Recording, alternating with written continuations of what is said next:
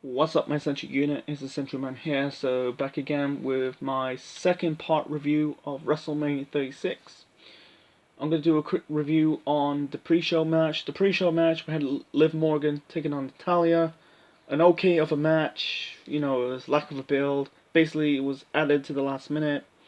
Morgan pinned Natalya with the roll-up.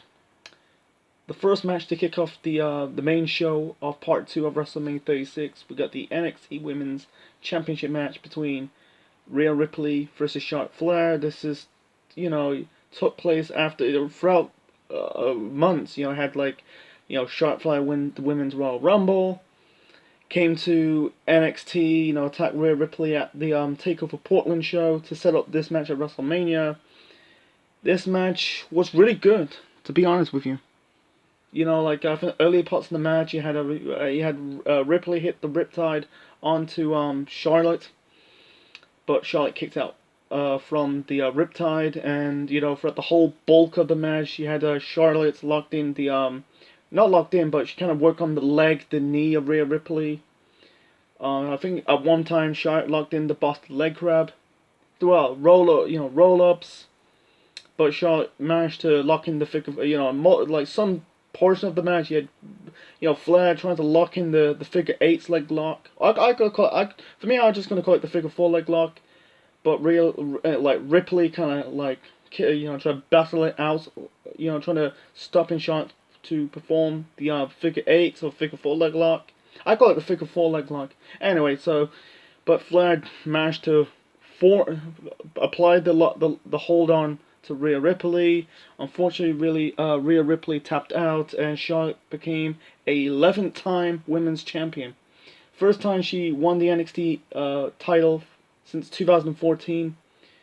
So I thought I was a bit pissed off because it's just like if Charlotte going into NXT, show up on NXT on a regular basis, I'll be okay with it, but I don't want to see her on Raw holding that belt. It's basically, that'd be just a slap in the fans of NXT. It's just like basically you just shit on NXT. What's the point in having a developmental territory? You have a wrestler from the main roster facing a wrestler from the developmental. I don't get it. But it was a really good match. But I think the wrong person win. I'd rather have Rhea go over than Charlotte. It's just basically just WWE in a nutshell, trying to make Charlotte Flair more like her dad, trying to break her dad's record. It's just like I found Charlotte's push so overrated ever since she's been on the main roster for this is 5 years, guys, 5 years since Charlotte was in the main roster. She's 6 years in the company. I don't know if she was signed in 2012, but I call it 6 years. She won, her first title in WWE was the NXT Women's Championship. That is in 2014 at the first NXT TakeOver event. And then, a year later, become the Divas Champion. And then 2016, Raw Women's Champion and the SmackDown Women's Championship. The list goes on and on and on. It's just so repetitive, so that's my spiel on it. I think Ripley, I think it hurt her a little bit, but I think, I think Ripley need that win more than Charlotte. So anyway, I'm not gonna go into it. So it's a good match, but the wrong women gone over. Anyway, then we got Aleister Black taking on Bobby Lashley. This was an okay of a match, but lack of a build. You had Aleister really Black eat the power slam by Lashley. In the end, you had Lashley was going for the spear. Really, Lana told Lashley to go for the spear, but Black countered it. Really hit the Black Mass onto Lashley to win this match. Yeah, and the next match at least it had some build. This is you got Otis taking on Dolph Ziggler. This is the whole storyline took place for months when this relationship between this love storyline between Otis and Mandy Rose, and then you got Dolph. Basically, you had Mandy broke Otis' heart, go out Dolph Ziggler, and then the go home show to SmackDown. that basically like Sonya Deville basically shit stirs. She planned the whole situation all along, having like make Dolph break Otis's hearts. I thought like Sonya's going to cheated on Mandy, betray Mandy, going out with Otis, because that's all bullshit, because in real life Sonya Deville is a lesbian, but she's the one who basically planned the whole situation. So anyway, this match sucked, man, to be honest. Boring. It was a bit boring. I know it served its purpose, but it was a bit boring of a match. I was like looking at my phone while watching it. It was just not really, it's okay. I think it's been on a SmackDown, but it's, it's just what it is, man. I'm not gonna go into it. In the end, Mandy Rose came out, beat down Sonya, give Dolph Ziggler the low blow. In the end, Otis hit the caterpillar on Dolph Ziggler to win this match, and in the end, Otis pick up Mandy and kiss. So yeah, I give it 1 star. Okay, and then we got the last man standing match. We got Randy Orton taking on Edge. This is Edge's first WrestleMania match since facing Alberto Del Rio for the world title at WrestleMania 27, nearly 9 years ago. Edge make his return to the ring at the Royal Rumble early this year, and you had this storyline with Randy Orton beating the crap out of Edge, beating crap of Edge's real life wife Beth Phoenix to set up this match. Yeah, this match was so dragging on. I was a bit bored in this match. It was about 36, nearly 40 minutes. That is overkill, to be honest with you. So overkilling.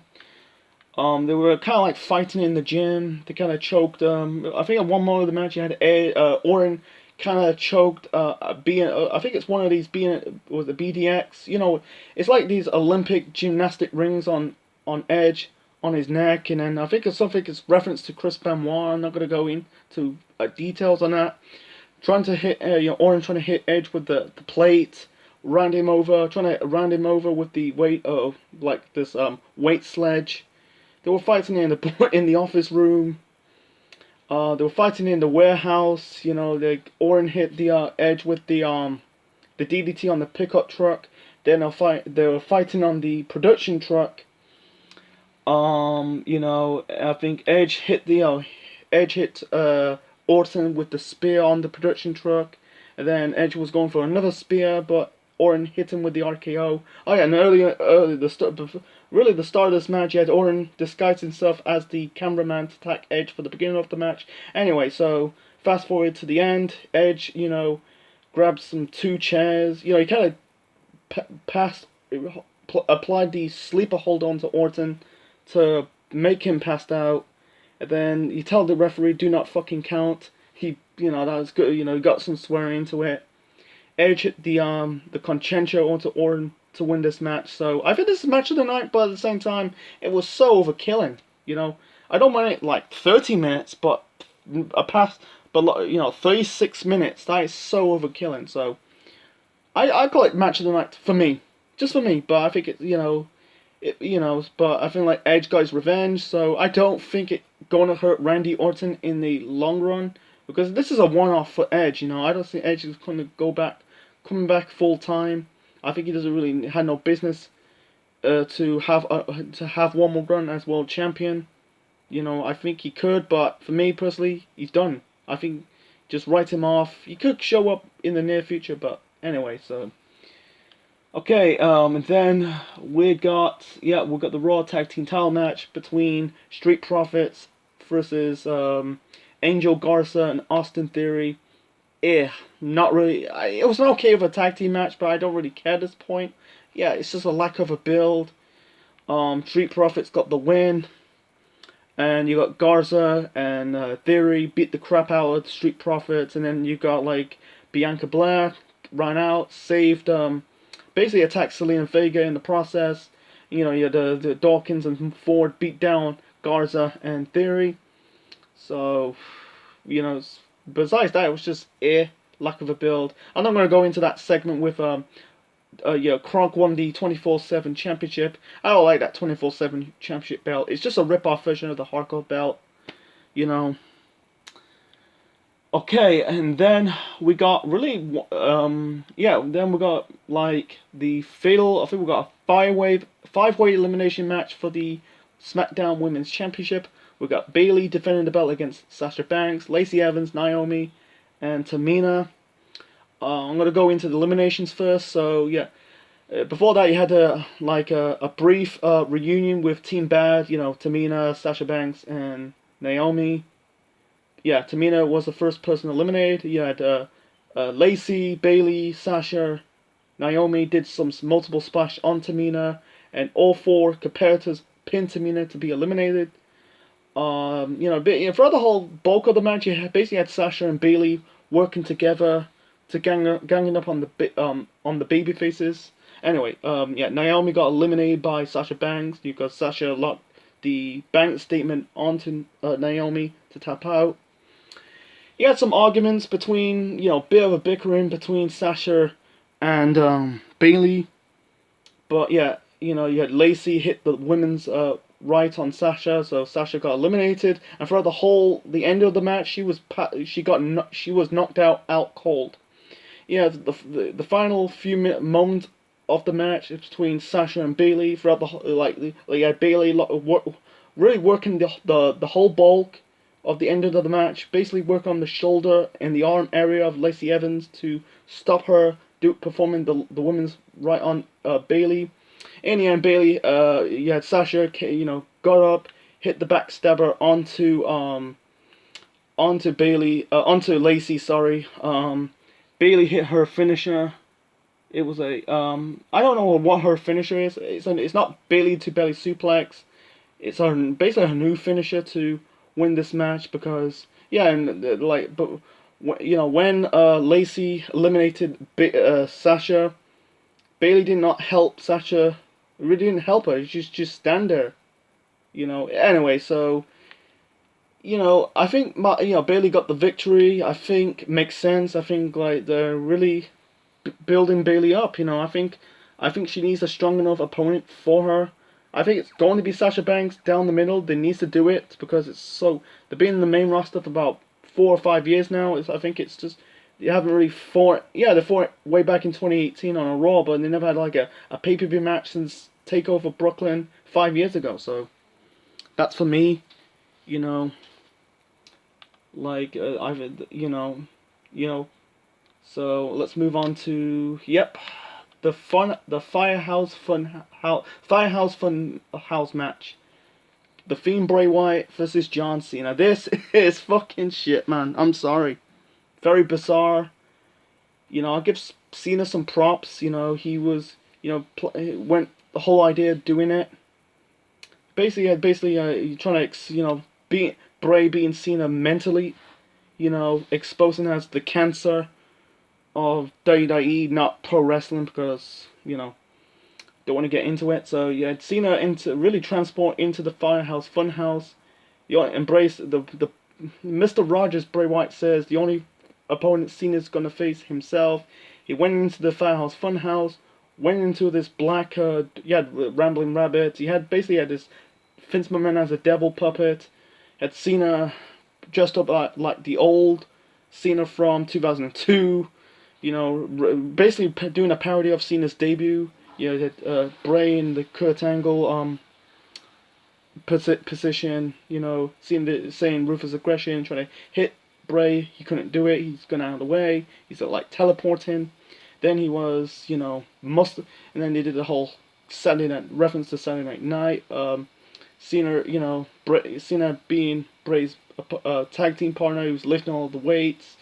He couldn't, his arms so tired he couldn't hit Bray. Then he was Dr. Fuzz, the rapper Cena. Then you got old Bray, the swamp leader swamp coat leader Bray. From the old Bray. I'm trying to say. And then the reference of WrestleMania 30, the last match. And Cena taking out his frustration, hearing Cena sucks chants for the last few years, in really the past decade, and they've been doing that. And they did the whole Monday night NWO WCW reference, like the NWO reference. You had basically Bray acting like Eric Bischoff, Cena as Hulk Hogan, did the whole NWO. Cena is like strunging the spray WCW World Title belt, and then you got the Fiend, and the Fiend locked the mandible claw onto Cena. The happy-go-lucky Bray did the pin, and yeah, Bray got the win, got his revenge after 6 years. Yeah, this is so bizarre, but I give Cena some props. Went the whole idea to do it. Being the hip hop Cena, the old Cena from in his debut, being like Bray's tag team partner. Lifting all the weights. I give Cena some props, but at the same time, it's so goofy. So some parts it's entertaining, but some parts are cheesy. So yeah, if you want to watch the Firehouse Funhouse match between Bray and Cena, go and check it out on the network. You'll probably find it on YouTube. So anyway, moving on to the main event. We got Brock Lesnar versus Drew McIntyre for the WWE Championship. And yeah, Drew won the Royal Rumble early this year to have the shot of the WWE Champion challenge Brock. Yeah, it's a typical Brock Lesnar match. Typical suplexes, F5s. I think Drew kicked out of the F5 multiple. I think it was multiple times. I don't really care because I know it's predictable. It's a Brock Lesnar match. The last time Brock Lesnar had a great match, really true, was against The Undertaker way back in 2015. It's just what it is, and Drew hit the Claymore. I think he had 2 times. I think he kicked out of the F5 4 times. He hit the Claymore 3 times on Brock to win this match and became the first ever British WWE Champion. It's good, but at the same time, it's just a shit main event. So anyway, my rating for part 2 of WrestleMania 36, I'm gonna get 6 out of 10. Actually, I'll get 5 out of 10. I think part 1 is way better than part 2. I think match of the night for me has to be the last man standing match between Edge and Randy Orton. The opener between Charlotte and Rhea versus Charlotte for the NXT Women's Title. It was good, but they shouldn't have made Charlotte going over from Rhea to win the title.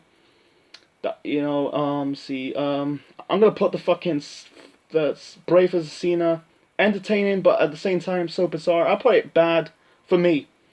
Yeah, and Brock versus Drew, bad. Good to see Brock winning the championship, but at the same time it was just 4 minutes. I think it was just time. Didn't have enough time because of the Edge and Randy Orton match. It was nearly 14 minutes. Besides that, the Fatal 4 eliminate the 5-way elimination match for the SmackDown Women's Championship. That was good. I put it in the good. So it was I give it 4. 4 good. And some matches I didn't really care, like Bobby Lashley versus Alistair. It was just Otis, Dolph Ziggler. It did serve its purpose, but at the same time, it was a boring, slow pace, boring of a match. It's just what it is for me.